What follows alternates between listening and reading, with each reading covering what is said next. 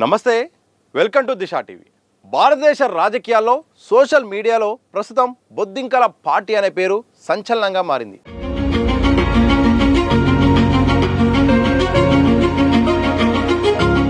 Supreme court ప్రధాన న్యాయమూర్తి justice Surya Kant చేసిన వ్యాఖ్యలకు నిరసనగా పుట్టుకొచ్చిన ఈ వినూత్న సెటైరికల్ పార్టీ ఇప్పుడు ఇంటర్నెట్ను ఊపేస్తుంది.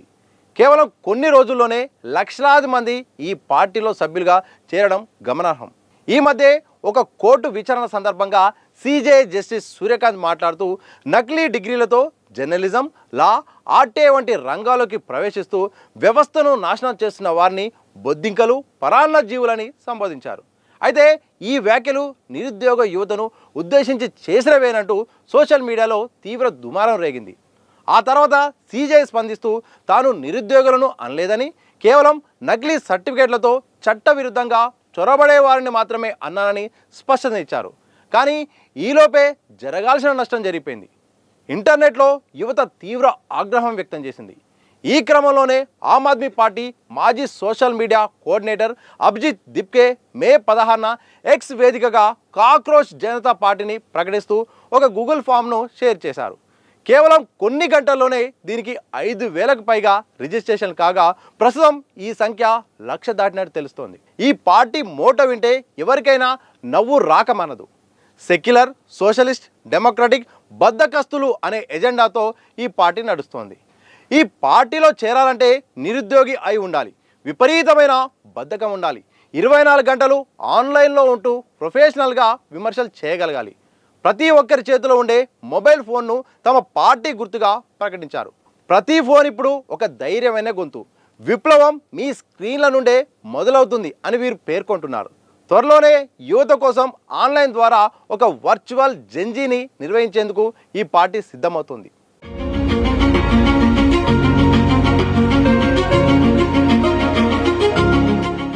ఈ హాస్యాస్పద రాజకీయం కేవలం మీమ్స్కే పరిమితం కాలేదు.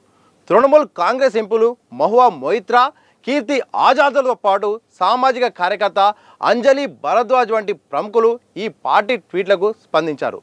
తాను కూడా ఈ కాక్రోచ్ పార్టీలో చేరాలనుకుంటున్నానని మహువా ట్వీట్ చేయగా, 1983 వరల్డ్ కప్ గెలవడమే మీకున్న పెద్ద అర్హత, వెల్కమ్ టు సిజేపీ అంటూ సదర్ పార్టీ హ్యాండిల్ ఆమెను ఆహ్వానించింది. ఇక పైకి ఇదంతా కేవలం ఒక సరదా మీమ్ పేజీలా కనిపిస్తున్నప్పటికీ దీని వెనుక పెద్ద రాజకీయ వ్యూహం ఉందనే విమర్శలు కూడా వస్తున్నాయి.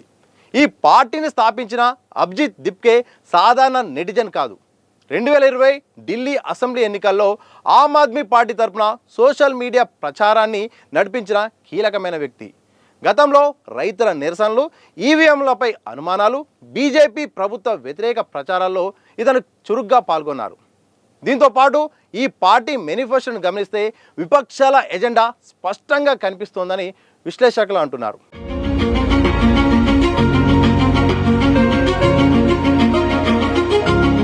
ఈ పార్టీ 5 పాయింట్లతో మేనిఫెస్టో కూడా రూపొందించారు.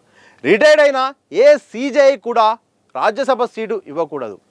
ఓట్లు అక్రమంగా డిలీట్ చేస్తే చీఫ్ ఎలక్షన్ కమిషనర్ను ఉపా చట్టం కింద అరెస్ట్ చేయాలి. అంబానీ, అదానీలకు చెందిన మీడియా సంస్థల లైసెన్సులను రద్దు చేయాలి. నీట్, సిబిఎస్ఈ పరీక్షల్లో అవకతవకలపై విద్యార్థుల ఆగ్రహాన్ని ఈ పార్టీ క్యాష్ చేసుకునే ప్రయత్నం చేస్తుందని పార్టీ మేనిఫెస్టోలో రూపొందించారు.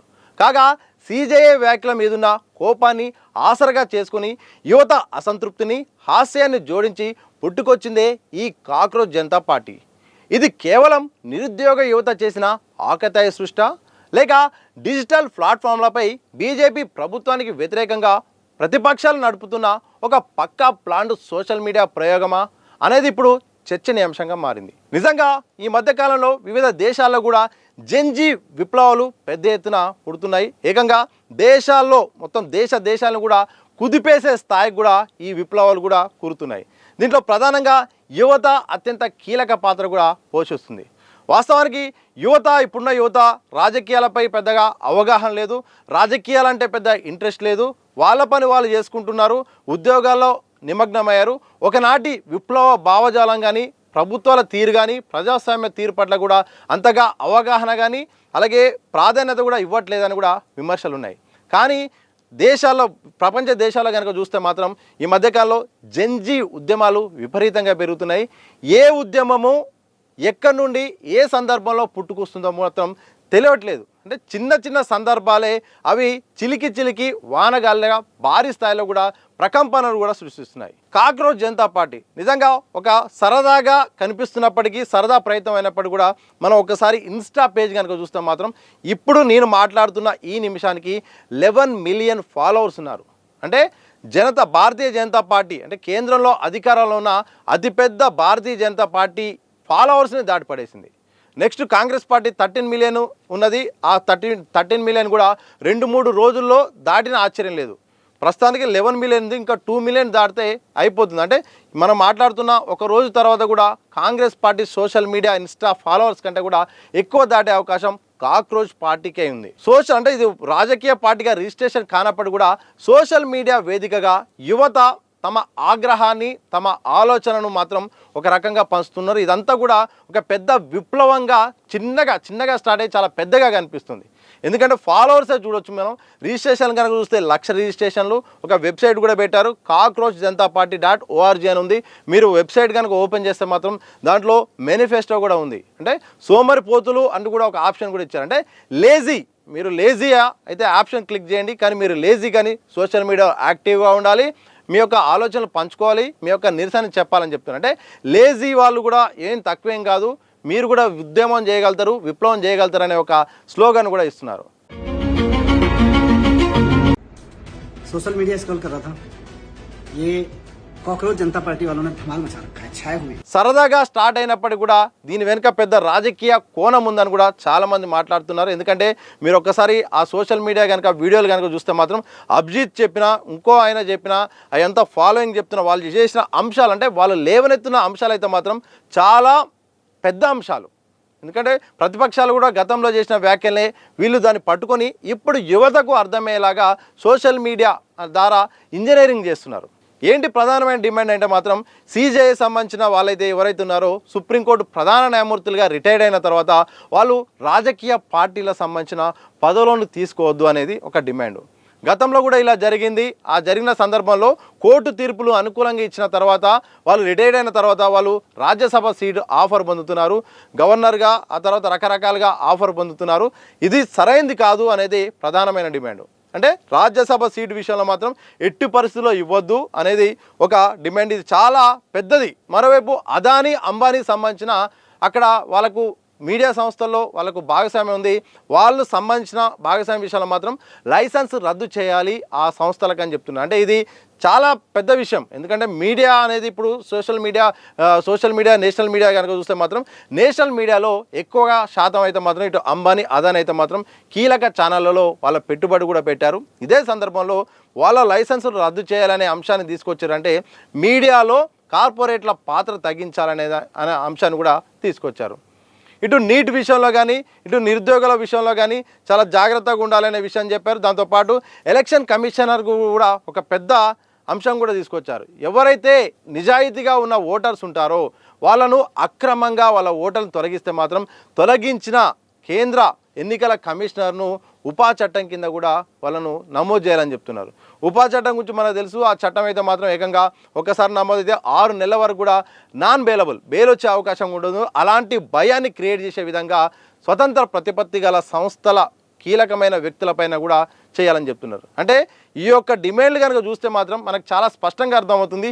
ఇది సరదాగా చేసిన ప్రయత్నం కాదు, అలాగే గాలి వాటంలాగా చేసింది కాదు. దాంతోపాటు ఈ మేనిఫెస్టో అంశాలు కూడా చిన్న అంశాలేం కాదు, ఏకంగా ఒక దేశ వ్యవస్థలకు సంబంధించిన అంశం. అంటే సిజేఐని ఉపా చట్టం కింద వేయాలనేది, మీడియా సంస్థల్లో అదానీ, అంబానీ ఉండేది అనేది, అలాగే ఎవరైతే ఈ మాటలు మాట్లాడతారో అలా అయితే ఇలా కొన్ని వాళ్ళు లేవనెత్తిన అంశాలు, అలాగే సోమరిపోతులు అనే అంశాన్ని కూడా వాళ్ళు చాలా స్పష్టంగా తీసుకున్నారు. సోమరిపోతులు అంటే మీరు సోమరిపోతులా అయితే మీరు ఇలా చేయండి అంటే ఏకంగా వాళ్ళను కూడా ఎంకరేజ్ చేసే ప్రయత్నం చేస్తున్నారు. అంటే చాలా పెద్ద వ్యూహంగా అయితే చాలా స్పష్టంగా కనిపిస్తుంది. కానీ దీని వెనుక ఉన్నది ఎవరు అనేది ఇప్పుడు ఒక ప్రశ్న ఉంది. అభిజిత్ అనే వ్యక్తి సోషల్ మీడియాలో మంచి ఇన్ఫ్లుయెన్సరు. ఏకంగా మనం ఇంతకుముందే మాట్లాడుకున్నట్టు ఆమ్ ఆద్మీ పార్టీలో ఒకప్పుడు కీలకంగా వ్యవహరించారు. ఎన్నికల సమయంలో అయితేంది, ఆ తర్వాత ఢిల్లీ రైతుల నిరసనల విషయంలో అయితేంది, రకరకాల బీజేపీ వ్యతిరేక కార్యక్రమాల్లో సోషల్ మీడియా వేదికగా చాలా యాక్టివ్గా ప్లాట్ఫామ్లో వివిధ రకాల పోస్టింగ్లతో ప్రచార వ్యూహాన్ని కూడా పొందించారు. ఆయనే సారథ్యంలో ఇప్పుడు ఈ ఆన్లైన్ పార్టీ నడుస్తుంది కాబట్టి ఆయన వెనుక ఎవరున్నారు అనేదే ఇప్పుడు ప్రశ్న. వాళ్ళు నిర్ణయించిందా, లేకపోతే వ్యవస్థలో మార్పు రావాలి, యువతలో ఒక చేంజ్ రావాలి, ఎక్కడో అక్కడ ఒక మూమెంట్ అయితే మొదలు కావాలనే ఉద్దేశంతో చేసిందా, లేకపోతే ప్రతిపక్ష పార్టీలు కూడా వెనుకుండి నడిపిస్తున్నాయని మాత్రం ఒక బిగ్ క్వశ్చన్గా ఉంది. ఏదేమైనప్పటికీ కాక్రోచ్ జనతా పార్టీ ఈ రోజుల్లో అయితే మాత్రం ఆశ్చర్యానికి గురిచేస్తుంది. ఒక ఆన్లైన్ వేదికగా ఒక రిజిస్టర్ అయిన వెబ్సైటు, అలాగే సోషల్ మీడియా సంబంధించిన అకౌంట్లలో మాత్రం ఫాలోవర్స్ చూస్తుంటే, జనాల ఆగ్రహాన్ని వీడియోలు చూస్తుంటే మాత్రం ఒక జెన్జీ విప్లవం మరొక స్థాయిలో వెళ్ళే అవకాశం కూడా కనిపిస్తుంది. ఇది అంటే ఈ ఉద్యమం ఎటు వెళ్తుందో, ఎక్కడికి వెళ్తుందో పక్కన పెడితే మాత్రం ఇప్పుడున్న యువతను ఒక వేదికపై తీసుకొచ్చి ఒక పెద్ద ఉద్యమాన్ని తీసుకురావడానికి అయితే మాత్రం ఇదే కాక్రోచ్ పార్టీ అనే ఒక రెవల్యూషన్ అయితే మాత్రం నాంది పలికినట్టయితే తెలుస్తుంది. బంగ్లాదేశ్ తరహా, శ్రీలంక తరహా, నేపాల్ తరహా ఇలాంటి దేశాల్లో కూడా అక్కడ విప్లవాలు జరిగాయి. ఏకంగా ప్రభుత్వాలు కూడా కూలిపోయిన సందర్భం కనిపించింది. మరి ఇప్పుడున్న పరిస్థితుల్లో ఇప్పుడు యువత మరి ఒకే తాటిపై వస్తుందా? ఇలాంటి సందర్భంలో మరి తమ వ్యక్తిగత పనులను కూడా వదిలిపెట్టి ప్రజాస్వామ్యయుతంగా పోరాటాలు చేస్తుందా? ఆన్లైన్ వేదిక అనేది నిజంగా దేశ ముఖ చిత్రాన్ని మారబోతుందా?